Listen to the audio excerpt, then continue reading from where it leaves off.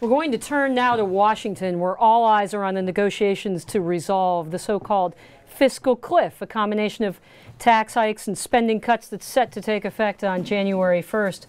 Joining me now is editorial page editor Paul Gigot to talk about where we are in these so-called negotiations. Paul. So-called negotiations? Well, there was news overnight that the president called home from Asia. He talked to Warren Buffett. He talked to the CEOs of Apple and JP Morgan, Boeing, Costco to talk about the fiscal cliff. But is the White House talking to Republicans?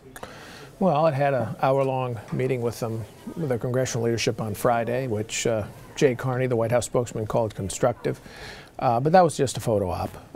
And I think Tim Geithner put it best, if cynically, when he said, well, everybody would have has the point of view now that you'd expect them to have at this point, which means there really hasn't been any progress. We're all just at the beginning of this. Okay. What are the chances that we'll see a delay to get past the lame duck session of Congress and to really have a serious debate about this stuff come January and February? Well, I mean, that's the real question is, do you go over the cliff before you have serious negotiations, or do you stage a two-stage process by which you have a tentative deal, a smaller deal now before January 1st, and then an agreement to negotiate something larger in 2013, because it's going to be impossible to negotiate a huge, grand deal now.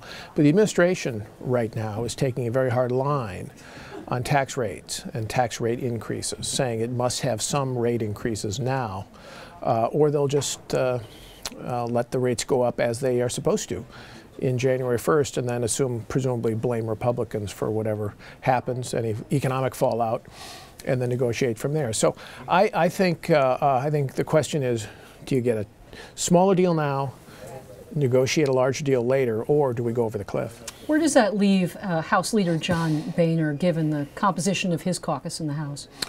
Well, he's got actually a more united caucus behind him now than he would have, I think, 6 months, 9 months ago, because they want to, I think, they don't want to splinter.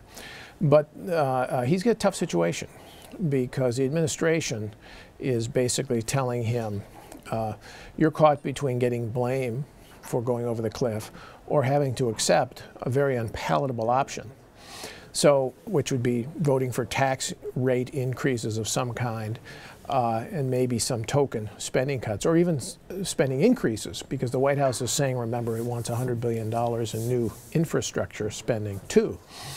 So I think the question becomes, what does the White House give him that will allow him to go back to his conference and say, see, I'm getting something I got for something. this. Yeah, and so as unpalatable as this may be, at least you can justify it by saying, we got some restraint on spending, we got some promise down the road of negotiating tax reform and entitlement reform.